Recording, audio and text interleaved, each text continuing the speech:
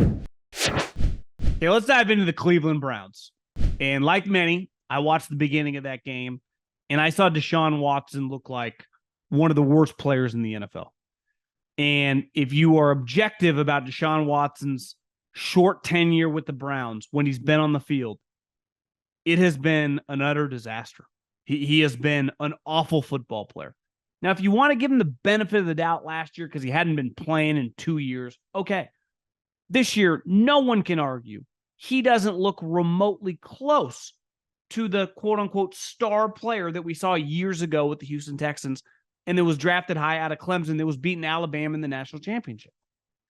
Well, after watching the Browns handle the 49ers defensively, it's you can't even argue that their talent and their high end on defense is elite. Clearly didn't bring the same energy against Gardner Minshew. Myles Garrett did, but overall their talent on their team, offense as well, skill guys, backup running backs, offensive line, tight end is really, really good. But after yesterday, and I've red flagged this entire year with Deshaun Watson, the shoulder injury, him and the team not exactly being on the same page, the messaging being weird. Even yesterday, he got slammed to the ground. He got slammed hard. Looked like, head got rattled. Cleared the concussion protocol. Stefanski claimed it was his choice not to put him back in. I don't know what to believe. Like I said, giant red flag on the situation. Don't know, but it's weird. That's off the field. On the field, awful. Off the field, weird. Kind of the Deshaun Watson experience. The problem is they owe him $229 million. So I Googled the contract today. And one thing I noticed is this season in 2023, his salary cap hit, meaning what he accounts for in the pie of their salary cap for this season, is $19 million, which, for a highly paid quarterback is not that crazy. It's not that, that's a positive. Any team that has an older veteran guy they're paying a lot of money, a $19 million salary cap hit is not nuts. Here's the problem. In 2024, in 2025, and 2026, that cap hit jumps to $63 million, almost $64 million, $63,977. So the difference this year and next year and moving forward is going to be over $43 million. So this year, they're able to build this really good team because they're not paying the quarterback this much.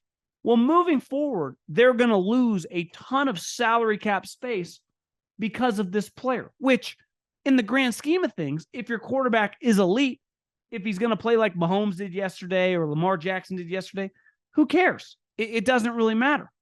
That's what the price it costs. That's the price of admission for these top quarterbacks.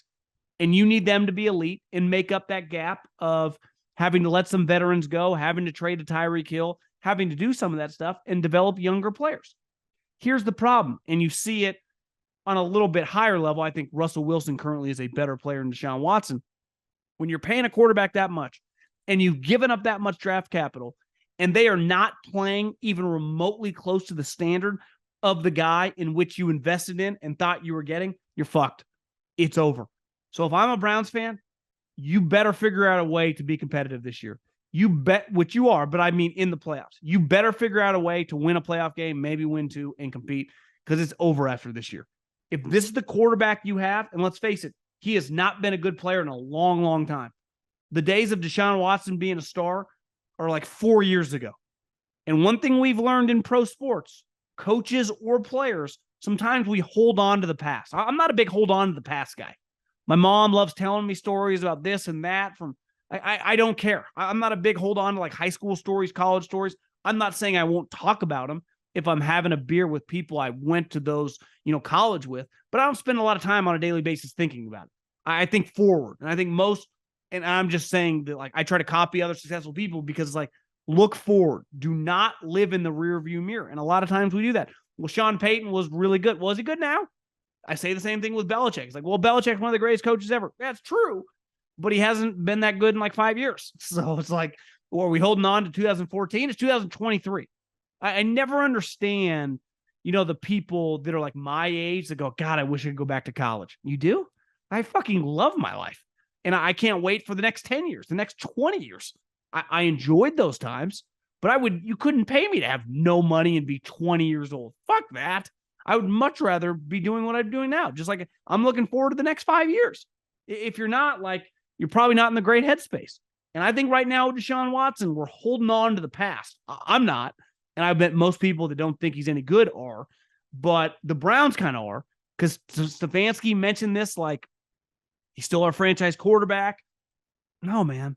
Like, you guys are screwed. You have major, major problems.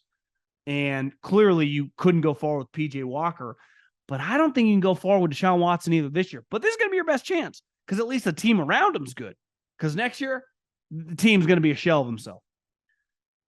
Another thing that I noticed yesterday, and you just notice as the season goes on, when bridge starting quarterbacks or backup quarterbacks have to start games, they can have a moment, right? You can have a game where you throw a couple touchdowns and you win the game. But over the course of game in, game out, and over the course of a month, maybe a month and a half, the defensive coordinators and the league gets the tape on you, gets to find out your strengths and your weaknesses, what you're doing well and what you're not doing well. You eventually will get exposed. And it's like anyone could have sold real estate in 2021. You sell real estate right now, mid-October, 2023, you flipping homes? You having any success? Because if you are, you're good at your job. Most people are probably getting exposed. And you see it all the time with backup quarterbacks. Baker Mayfield. First couple games, like, oh, Baker Mayfield is back. Hell, I even gave him credit. He was awful yesterday. Objectively, the last 2 weeks, he's been terrible. And here's the thing with Baker. He's a backup quarterback. And when backup quarterbacks have to play a full season, they're going to look worse as the thing goes on. Same thing with Jordan Love. You know, it's getting more clear and clear by the game. He's a backup. And there's nothing wrong with that. Jordan Love can have a 10-year NFL career. But he's a backup quarterback. That if he has to play a game, he's got a chance. But if he's got to start on a weekly basis, prepare, game plan, good luck. You see it with Sam Howell. You see it with all these quarterbacks. Hell, you see it with Tyrod Taylor, who won yesterday against Washington. And 2 weeks ago, could have won against the Buffalo Bills. If Tyrod Taylor has to start half the season, you have no chance. Right now, you might probably don't have a chance with Daniel Jones either, who probably is like a, back-end starting quarterback, it turns out to be. And I think anytime you get down the road and you think you have something, you find out pretty quickly that, like, yeah, we're playing a backup quarterback. And it shows itself really, really quickly. And some quarterbacks play themselves in to being backup quarterbacks. I'll be honest. What I see out of Derek Carr right now, he's playing himself into becoming a backup quarterback. Now, he's better than all the guys I just listed, but that's the road he's headed down, right? And I think it can change on you fast. Here's the other thing. In the NFL, because so many quarterbacks on a yearly basis come into the league, cycles fast, man. It used to be all these guys, because they were good players, so many guys were basically, this is going to sound unfair, like on scholarship. Eli Manning, Phillip Rivers, they weren't going anywhere. Now it's like, I got to spend so much on you. If you're not the guy, we just got to move on.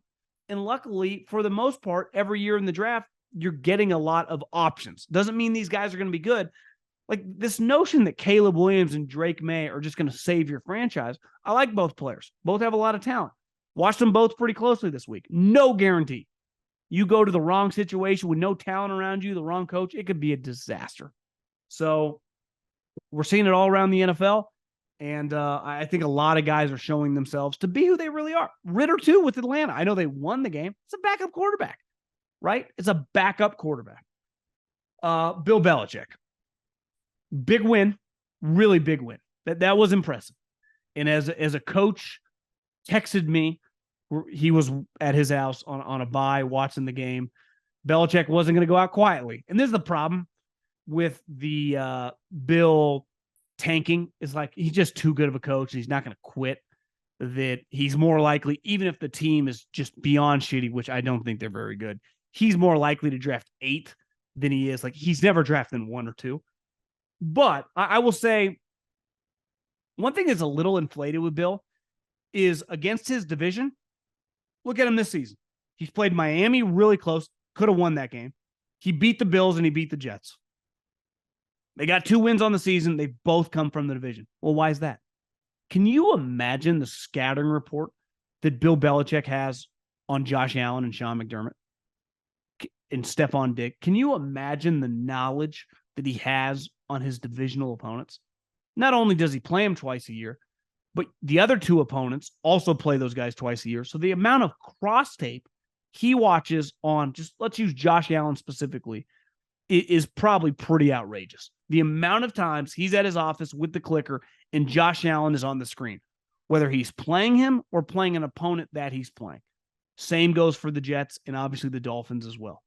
So he gets to have inside knowledge. If you ask me right now, John, if Colin called me up and like, I need you to do a 5-hour podcast on the 49ers, every angle of the franchise, every position group, the coaching staff, the front office, I can handle it.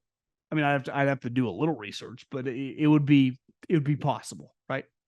If you said, John, I need you to do the same thing, but for the Tampa Bay Bucks or the Atlanta Falcons, I'd be screwed. It would take me a lot longer to even have a chance to do that. Well, look at Belichick. When he's played his divisional opponents, look pretty good. They actually, yesterday, looked like a real team. When he plays random teams, the Saints, who aren't any good, he gets fucking curb stomped. He gets destroyed. So I'm not acting like what happened yesterday is all that shocking, because I think one thing we learned, when Belichick plays divisional opponents, he's not just going to have a chance. He might win the game. When he plays anyone else, they could easily lose. And when the dust settles, I think they're a 4 or 5 win team. And the next couple wins will probably also come in the division. The other story, though, with him was it leaked that he got a contract extension. And a lot of people theorized that Bill leaked it, right? If Kraft was going to leak support of Bill, he would just come out and say, no matter what happens, Bill Belichick is my head coach moving forward. He will be the coach this season and beyond. He hasn't done that. So this notion that Bill Belichick signed a contract extension, which even if it was short, let's say it was this, 2 years, $50 million. Kind of like, Bill, we appreciate everything you've done. All this money and wealth you've made the Kraft family. We'll pay you on top of whatever you had a year left on your contract. We'll add 2 years and $50 million, $25 million a year. What does that mean for his job security? That for an NFL team, for Robert Kraft, that's a fucking line item. That'd be like, Middlekauff, you got to pay this worker that's in the kitchen right now $1,000. I mean, it means nothing. These numbers to normal people, including myself, look big on paper. They got to pay him $50 million to go away. Do you know how fast Robert Kraft could sign that check? Now, maybe Bill knows, would they try to trade him? Would they try to get rid of him? Because Bill clearly does not want to quit. But this notion that, I don't care what the number is, let's say they owed him $80 million, would be the reason that Robert didn't want to move on, you're crazy. This money now to these guys, especially the successful team, can you imagine how much money the Patriots banked over the years when Bill and Brady were winning Super Bowls? It's like I saw it with the Warriors. When they started winning championships, the amount of money that Joe Lacob was making was stupid. On top of, separate from just your suite sales, how much you're charging. I'm just talking the money around town. It's just outrageous. So whatever they have to pay him, and I would say the most would be like $75 million, and the least would probably be, I don't know, $40 million, $50 million. It's not that big a deal. Something magical happens when the third quarter ends and the fourth quarter begins. The energy changes. The fourth quarter is where games are won, where champions are made. And in business, it's where sales teams become legends. That's why HubSpot built Sales Hub, to give sales reps the deal-making tools they need to win in Q4 and close the year strong. Sales Hub, prospecting workplaces, organizes your schedule, goals, and to-do lists in one place to save your team precious fourth quarter time. Smart sequences help sales reps close deals faster than ever. And with an easy-to-use deal management tool, reps can find, track, and close deals all in one place. Plus, AI forecasting helps you accurately predict future success, which means less hoping for deals and more crushing targets. Put your sales team on the fast track to winning Q4 with Sales Hub. Learn more at HubSpot.com/sales.